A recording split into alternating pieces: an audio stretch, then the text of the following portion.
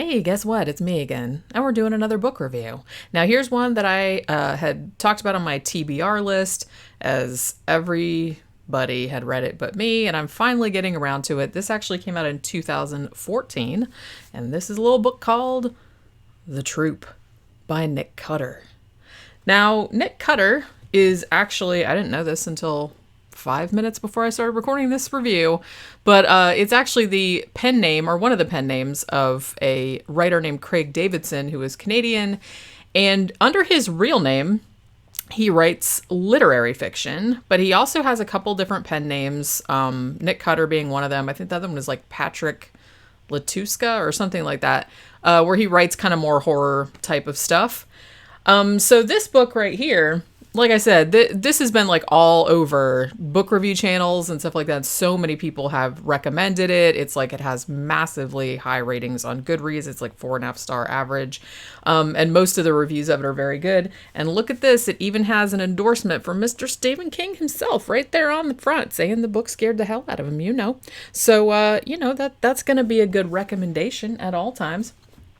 So let's get into this a little bit. Now, there will probably be pretty major spoilers for this because, like I said, it's very, very hard to talk about the book without spoiling some stuff. So if you haven't read the book and want to read the book and don't want shit spoiled for you, then obviously you need to kind of check out and then go read it and then come back later on. But if you have already read it and just want to talk about it, or if you just don't give a shit, then please continue. So this book, which came out in 2014, I'm gonna say right here, this was a very fun book. It's also very, very gross. If you're a real seasoned horror person, like especially if you're kind of into like real gory shit or a lot of body horror, that it probably won't bother you too much. I'm kind of giving that warning mostly for people who are not all that seasoned with horror or are more into like ghost story or supernatural type shit. This is a very, very gross, graphic body horror type of book, specifically having to do with parasites. And there's also quite a bit of animal cruelty, and it's pretty vividly described. And so if that seems like this something that's going to bother you, then probably you don't want to read this, because it does get pretty nasty.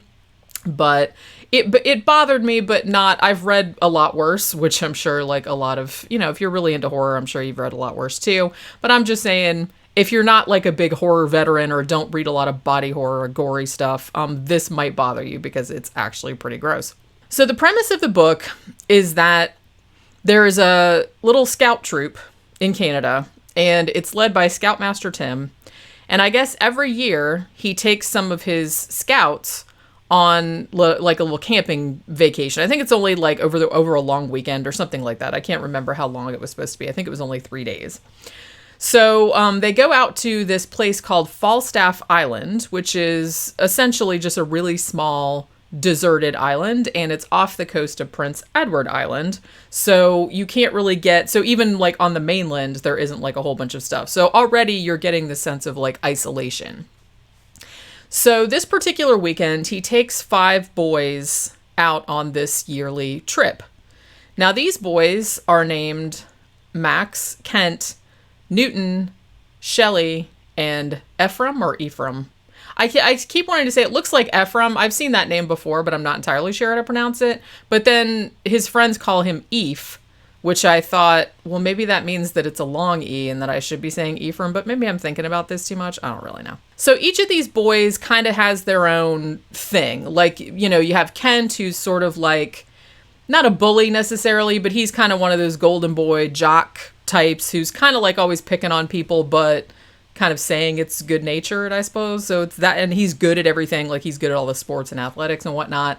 Then you have Newton, who's kind of your stereotypical kind of chubby, nerdy kid who knows everything and is into a lot of weird geeky stuff. Then you have Ephraim, who seems like a nice kid, but he has anger issues. So they go into that a little bit. Max, who is kind of like the all around loyal, good friend type of kid. And then you have Shelley. Shelley is a psychopath.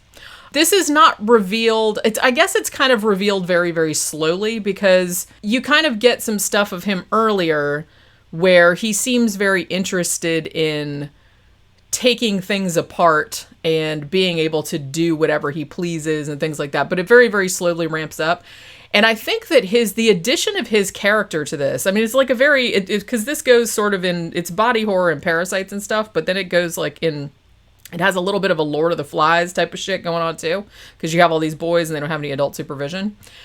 So I think the addition of Shelley's character really kind of made this story maybe a lot more layered or a lot more interesting than it might have been otherwise, because not only do you have this frankly horrifying situation going on this island with this parasite, which I'll get into in a little bit, but then you have this added horror of this kid who is just a fucking straight up psychopath and is so happy that he's abandoned on this island. There's no adults. There's all this bad shit happening. And he's super into it because he's like, woo, he can just indulge like his worst proclivities. And this kid is horror. He's like straight up serial killer shit, you know, and he's like 14 years old. I think they're all about 14 or around that age.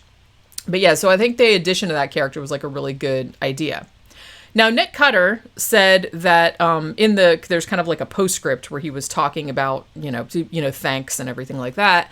And he said that he got the idea to write this book in the format that it's written in from Stephen King's Carrie, which I think was a really interesting thing to do, because so what he does is that most of the narrative is kind of focused on each of the boys and on Scoutmaster Tim, so each chapter kind of goes into their thought processes and what they're thinking about and what they're doing. So you get kind of like boots on the ground sort of thing of the parasite shit taking over. And it's all very claustrophobic and isolating because, like I said, they're all on this island all alone and this terrible shit is happening. But then, like, to get a broader perspective, he brings in essentially the same thing that they had in Carrie, whereas like every now and then there'll be like a newspaper article or there will be a transcript of testimony like from some trial that happened like in the future, like after this incident occurred. Now, I do like that they did that because it's kind of like close perspective, and then like wider perspective, because otherwise, it's all just these few characters on this one island. And if it was all from their point of view, you might not get like a wider perspective on what is actually happening and what's going on. But I will say one tiny thing that I can criticize is that sometimes the articles, because they're peppered throughout the narrative, they kind of foreshadow stuff to, not even foreshadow, they basically just tell you what's going to happen, because very, very early on in the story, there's a article, I can't even remember, but I remember this being pretty early on in the book, where there's a newspaper article, and it's basically talking about the Falstaff Island incident, which is what they're calling it. And, this article was from sometime, in the future. And it basically straight up tells you that one person survived. You don't know who that person is until the very end. But so the whole entire time, that everybody but one of these people is going to die. You know what I mean? I don't know. I don't know if that really, because it's still like a really, really compelling and really entertaining read, but I'm not sure if maybe it played its hand too early. I don't know. I don't know if I really want to say that, but I can kind of say that, sometimes you would read the articles, you would read the testimony from the people later that were, trying to defend their actions, when this whole like shitstorm took place. And I don't know. I feel like maybe some of it I would have put it a little bit later, but like I said, it's a very, very minor criticism. I'm not going to go too much into it, but that's just something that occurred to me like while I was reading it. So you have these 5 boys and their scout leader, and they're doing, regular scout shit as you would do like on a couple day camping trip. And I guess they've been on them before. So this is not like new territory for them. And they all seem pretty savvy, in the woods. They can all build fires. They all have all their stuff and everything. So very shortly into this trip, I believe it's the first night when they get there, they're on this, they're in their little cabin or whatever. And this boat comes up to the island and there's this dude on it. And this dude, he doesn't look like he's doing too good, is what we're going to say. He's really, really skinny. Like, he shouldn't even be walking around. He should probably be dead skinny, like monstrously skinny. And he just keeps coming up and saying that he wants food, that he's just like, he's so hungry. And it's like, even the first part of the book, I think, is called The Hungry Man. And so this dude just shows up, and obviously he's very, very ill, but they don't really know what's the matter with him. And it also appears, too, that he's been eating some stuff that is not food in his quest to fill this hunger that is apparently overtaking him. So Tim sees this guy, and he's basically like flipping it. He's like, okay, well, I'll give you something to eat, but you can't really hang out here because, there's these kids, and, I'm supposed to be watching them, and I don't know what is wrong with you and all this other stuff. So what ends up happening is that this guy starts kind of acting crazy. Like I said, he's like eating shit that's not food. Like he'll basically eat anything that's not nailed down, rocks, whatever, like grass. So he ends up, I can't remember if he like pukes over Tim or barfs or something like that. It happens that after this dude dies, because it's very clear from the beginning that he's gonna die because he just looks like fucking a zombie walking around. And what they discover is that his entire body is essentially filled with tapeworms. And these tapeworms, which you find out over the course of the story, like from the, the newspaper articles and things like that, they're not regular tapeworms. They are basically a genetically engineered tapeworm. I'll get into that in a little bit. So this guy is full of, there's one really big tapeworm that they kind of pull out because Tim has the weird idea. And I think the implication, I don't know if he says this outright. I got the impression that once the tapeworms took you over, not only did they just make you want to eat everything, and you can't get any nutrients, which is why some people are losing 30 pounds in a day or two, because it just eats everything inside you.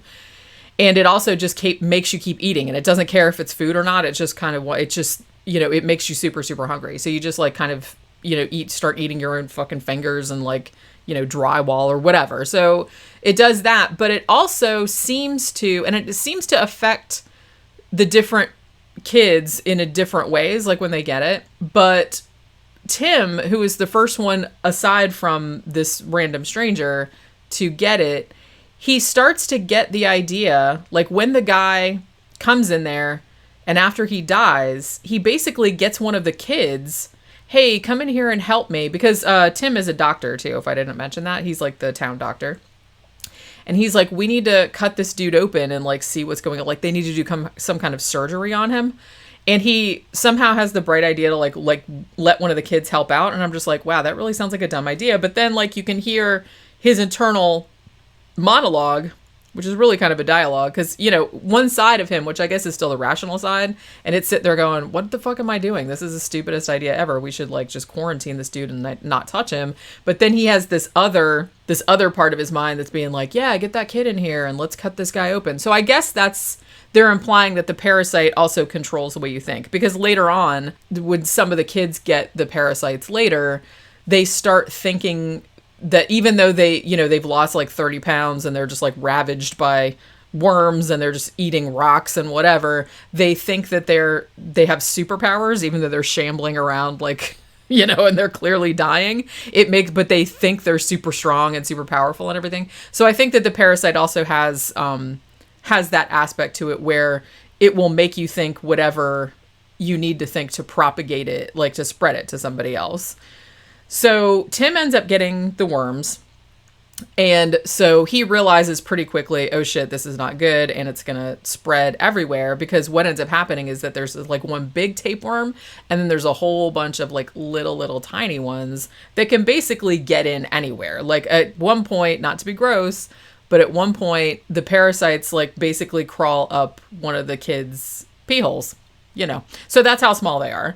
But there's just one big one, and it just keeps reproducing inside the bodies or whatever, like a real tapeworm. But like I said, there's more to these tapeworms than that. So Tim realizes, because he's like, oh shit, I got this dude got his juices on me, and now I have the worms. And so he figures out pretty quick, look, you kids need to get away from me. And so they lock him in a closet in a cabin.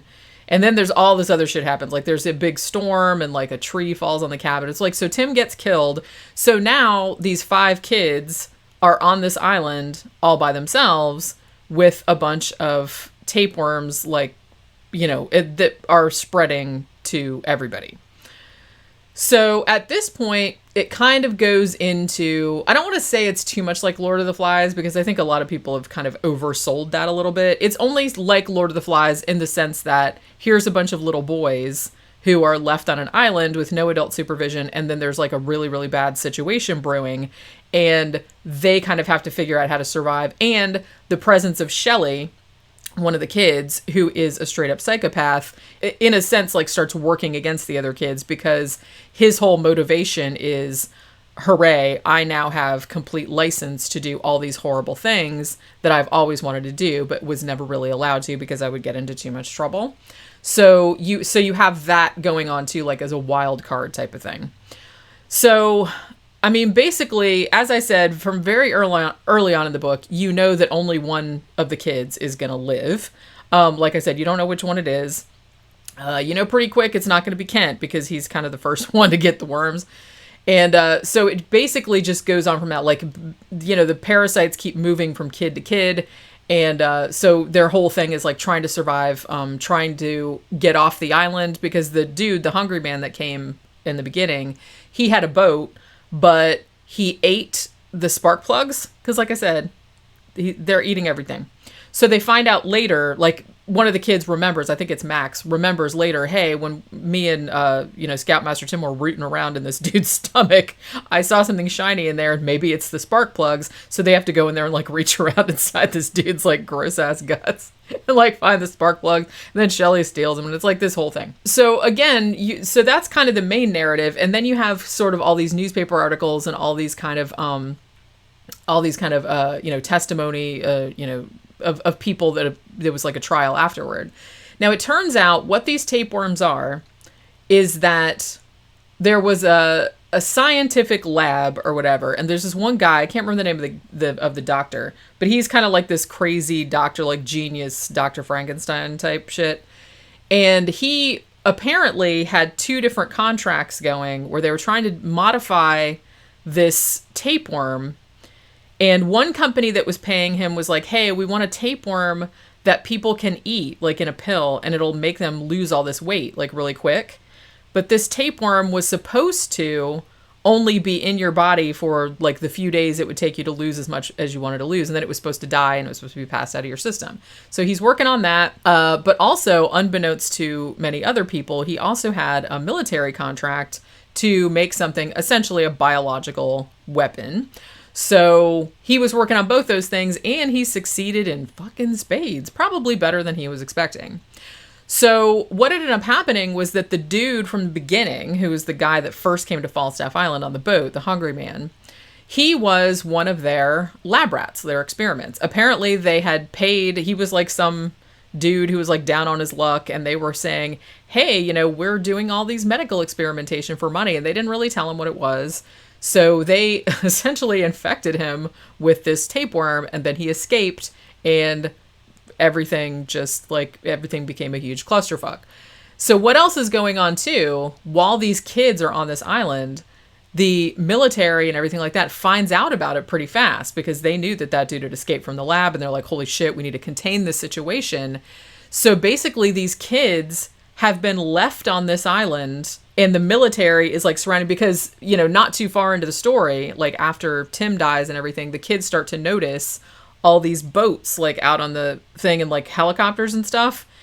So for a time they're kind of thinking, oh, well, the adults will come fix it. They'll save us. Like our parents will come save us or anything like that. But what they don't realize until much later in the story is that this was, it wasn't meant to escape, but it was a bioengineered parasite that got out. And so they're trying to contain the situation, and they are perfectly happy to let these kids die on this island to make sure that this parasite doesn't get off and start spreading, because it's very, very virulent, and it's very, very, and it spreads really, really quickly. So these kids are essentially just being sacrificed. And some of the people, like some of the, the testimony of the people later were just kind of like, we weren't happy about it, but what the fuck are you going to do? It's like, yes, it's sad that like the 5 kids were there and we just kind of fucking left them, and they wouldn't let their parents come get them or anything like that.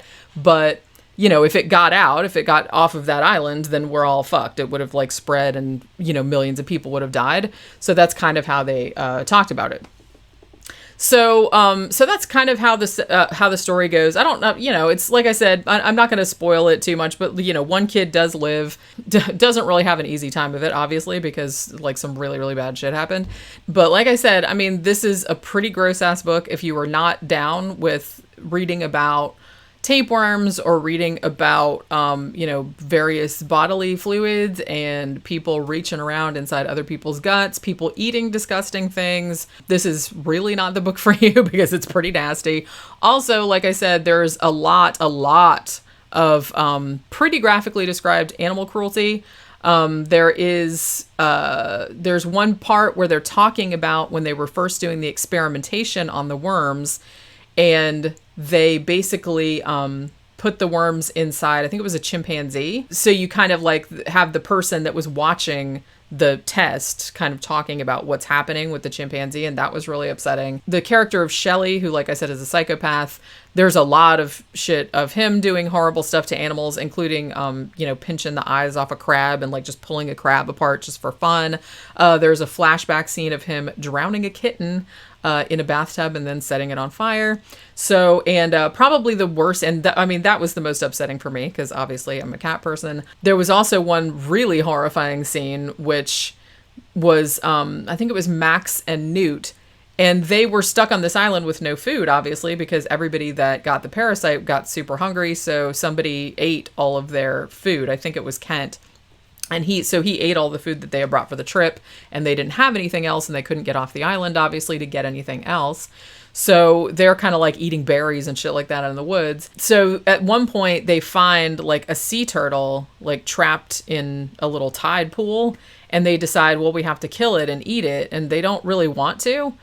And there's this and it's a really prolonged, horrifying. I mean, it's necessary to the scene, and because they feel horrible about it, but just the way it's described is just like really, really horrific. It kind of reminded me of that scene from Cannibal Holocaust, like with the sea turtle where they killed it for real. It kind of reminded me of that a little bit, but just the way it's described and the way that the boys feel about it, and it's just like really, really, it's just really horrifying and heart-wrenching. So yeah, if that's going to bother you too, there's a lot of that in there. I don't think it's excessive. I don't think it's unnecessary. I don't think it's in there just to be shocking, but I'm just saying, it's like if you're not really down with reading shit like that, because I did see some reviews on Goodreads that as soon as they got to like some of the scenes, they were just like, nope, I'm out, so just a warning. That's all I'm saying. But yeah, other than that, if you really like body horror, if you really like really gory stuff, really gross shit, you will probably really dig this. I had a great time with this book. I think it's really, really, it's awesomely written. It's really entertaining. All of the kids, I think it took me a little while for me to differentiate all the kids from one another, because I'm sitting there going, wait, which kid is that? But then as it went on and you got each of their internal monologues, they became a lot more distinct.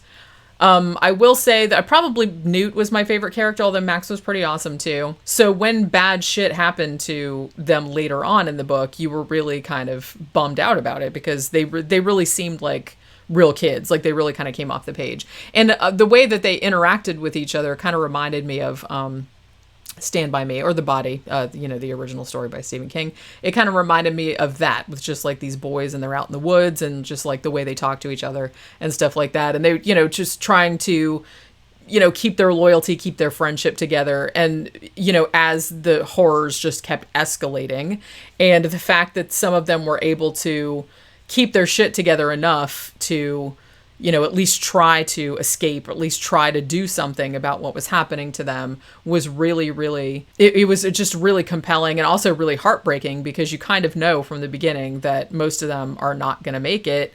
And, even if they do make it, it's like, just, I can't imagine like going through something like this. It would just be all the shit that they had to see and all the shit that they had to do and stuff. It was just like fucking horrifying. So yeah.